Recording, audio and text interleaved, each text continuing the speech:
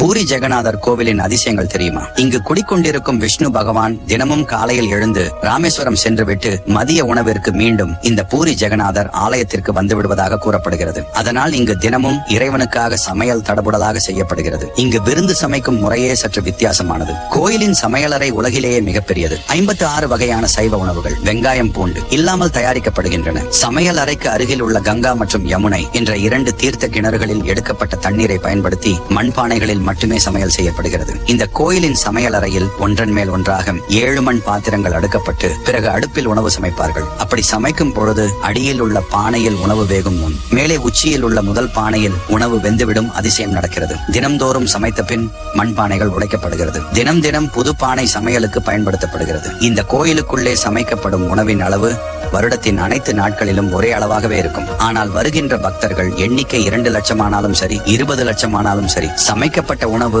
அனைவருக்கும் சாப்பிட கிடைக்கும்.